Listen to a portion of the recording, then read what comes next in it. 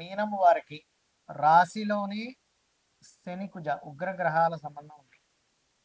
11 12 అధిపతి, 2 9 అధిపతి, అంటే 2 9 కారకులు వీళ్ళు కలిసి ఉన్నారు. దీనివల్ల కాస్త ఎక్కువ స్ట్రెస్ ఉంటుంది. అదేవిధంగా ధనస్థానంలో రవి శుక్రులు, చతుర్థ భావంలో గురువు, ఈ యొక్క శుక్రుడు 3వ భావంలోకి వెళ్తాడు 19వ తేదీ నుంచి. 6లో కేతువు, మరియు అదేవిధంగా 12వ స్థానంలో రాహు.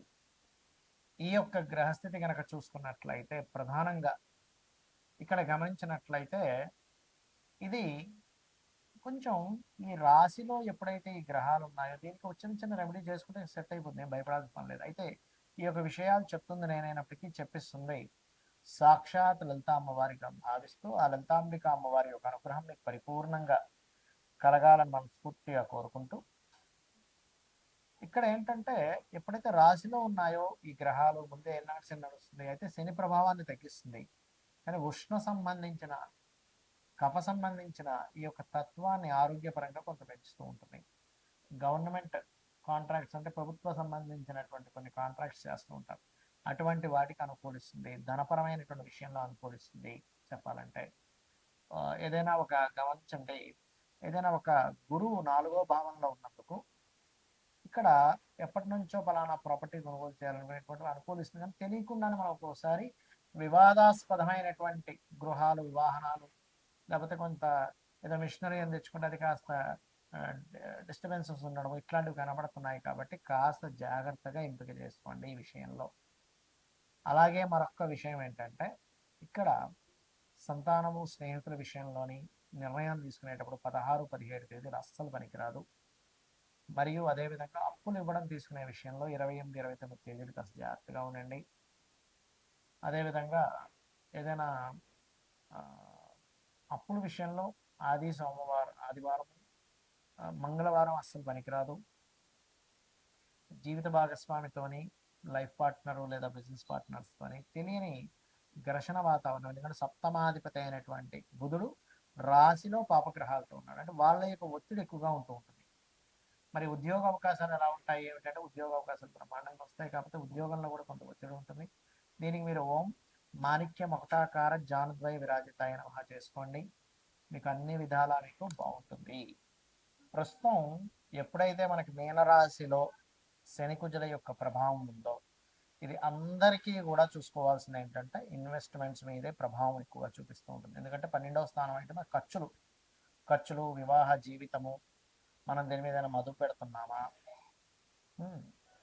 అదేవిధంగా మనకి ఈ హాస్పిటలైజేషన్స్, మీరు చూడండి ఇప్పుడుండే కండిషన్ ఏదైతే ఉందో కొంచెం ఈ బ్రెయిన్ మీద వీటి మీద ఎక్కువ ప్రభావం చూపిస్తుంది. ఉద్యోగాల మీద మనకి మొన్న చూశారుగా ఒరాకిల్లో 30,000 ఉద్యోగాలు పోయాయి. కారణం ఏంటంటే శని 2 పాపగ్రహాలతో కలిసి ఉండడం వల్ల.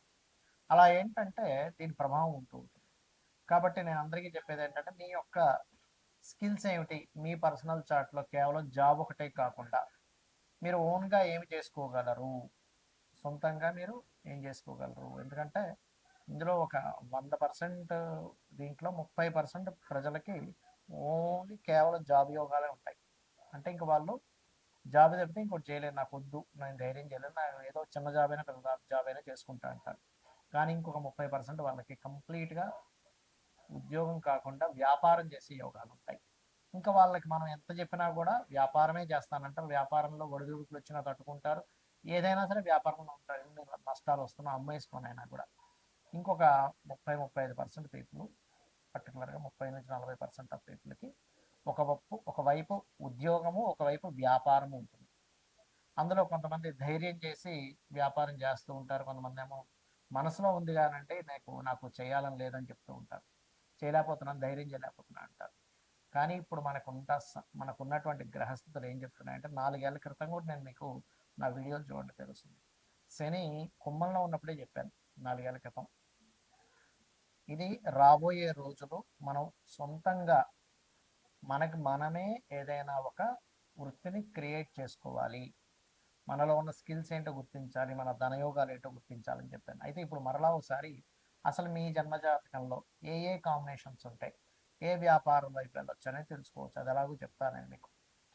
అది ఎలా అంటే ముందుగా మీకు బుధగ్రహం బాగుండాలి వ్యాపారంలోకి వెళ్ళాలంటే. బుధగ్రహం పాడైతే అంచనాలు, లెక్కలు వేయడము, ఒక వ్యాపారంలో దాన్ని ఎలా చేయాలనేటువంటిది ఎప్పటికప్పుడు దాన్ని ఆ యొక్క స్కిల్స్ పెంచుకోవడము, అదేవిధంగా కొంత వీరికి అభివృద్ధికరంగా ఎలా చేయాలనే ఆలోచనలు తగ్గిపోతుంటాయి బుధుడు బాగోకపోతే, అలా వెళ్ళిపోతూ ఉంటారు. బుధుడు బాగుంటే ఒక రోజు నష్టం వచ్చినా ఇంకో రోజు బాగా చూసుకుంటారు. ముందుగా బుధుడు బాగుండాలి. రెండవది, మీ జన్మజాతకంలో సర్వీసెస్ ఇచ్చే వ్యాపారమా, ప్రోడక్ట్ రిలేటెడ్ వ్యాపారమా తెలుసుకోవాలి. మీడియేటింగ్ చేసేదా, ఒక్కొక్కసారి ప్రోడక్టే కానీ మీడియేటింగ్ ద్వారా ఉంటుంది. రియల్ ఎస్టేట్ ఉంది, భూమే, కానీ మీరు ఏం చేస్తారు, మధ్యవర్తిత్వంగా ఉండి ఎవరికైనా కావాలంటే భూమి అమ్మించి పెడతారు. మరికొంతమందికి సర్వీసెస్ ఓన్లీ ఎలాగా అంటే ఇప్పుడు లా సర్వీసు, కారు అమ్మడం ప్రోడక్ట్ అనుకుంటే కారు రిపేర్ సర్వీసు, కార్ కావచ్చు, ఫోన్ కావచ్చు, బైక్ కావచ్చు, ఇప్పుడు నాలాంటి ఆస్ట్రాలజీ కావచ్చు, వాస్తు కావచ్చు, టీచింగ్ కావచ్చు, కన్సల్టెన్సీ సెంటర్స్ కావచ్చు, ఇవన్నీ సర్వీసెస్. అంటే మీ జన్మజాతకంలో సర్వీసెస్తా లేకపోతే ప్రోడక్టా, ఇది ఎట్లా చూస్తాం. 12వ స్థానం సంబంధం వస్తే సర్వీసెస్, 4th హౌస్ రిలేటెడ్ సంబంధాలు వస్తే ప్రోడక్ట్. ఇవేమీ కాకుండా ఉన్నాయంటే ప్రోడక్ట్, కార్ కూడా ఎక్కడ ఉన్నాడనేది చూసుకోవాలి. రైట్. అయితే ఇక్కడ మనకి చాలా చాలా విభాగాలు ఉంటాయి వ్యాపారంలో. మీకు ఎందులో ధనం వస్తుంది అనేది చూసుకోవాలి. దాన్ని ఎలా చూసుకోవాలో చెప్తాను, మీకు మీరే చూసేసుకోవచ్చు. రెండవ అధిపతి అంటే ధనాధిపతి ఎవరు అనేది చూడండి. మీ ప్రతి లగ్నానికి రెండవ అధిపతి అనేది ఒకరు ఉంటారు. పంచమాధిపతి ఎవరో చూసుకోండి, అంటే మీ ఆలోచనాకారకుడు, లక్ష్మీ స్థానంగా చెప్తూ ఉంటారు. ఇక మూడవది భాగ్యాధిపతి, ఆయన ఎవరు, ఎలా ఉన్నాడు.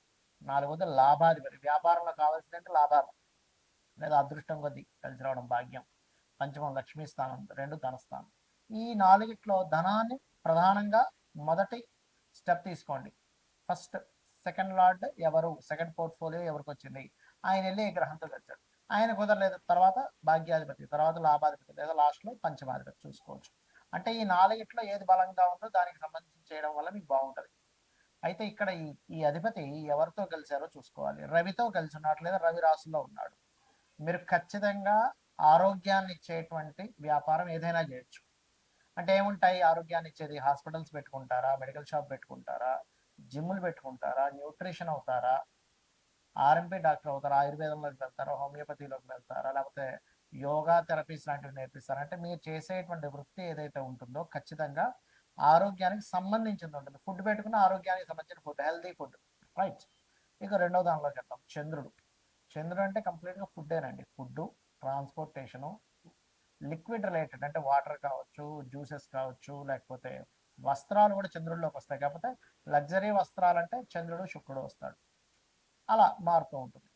ఇక మానసిక రోగులు ఉంటారు కొంతమందికి, చిన్నపిల్లల డాక్టర్లు, అదేవిధంగా మెడిటేషన్స్ నేర్పించడము, మానసిక శాస్త్రవేత్తలు అవ్వడము, ప్రయాణాల ద్వారా, టూరిజమ్స్ ద్వారా.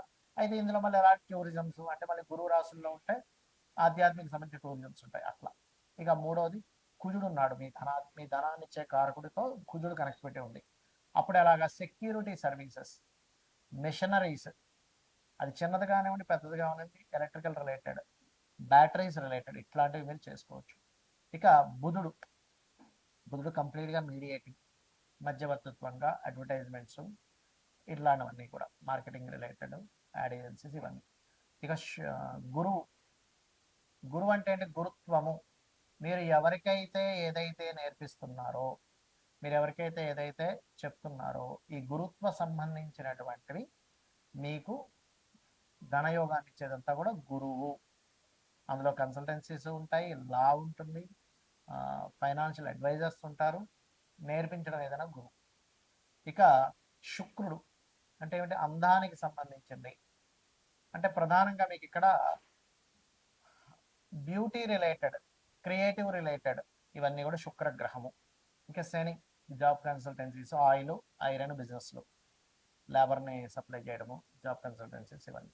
ఇక రాహు ఆన్లైన్ రిలేటెడ్, అదేవిధంగా డయాగ్నోటిక్ సెంటర్స్, కేతు ఆధ్యాత్మికము, ఈ పైప్ లైన్లు, ఇవన్నీ కూడా అంటే పైప్స్లు అమ్మేవి, దారాలు అమ్మేవి, ఇవన్నీ ఉంటాయి కదా, ఇవన్నీ.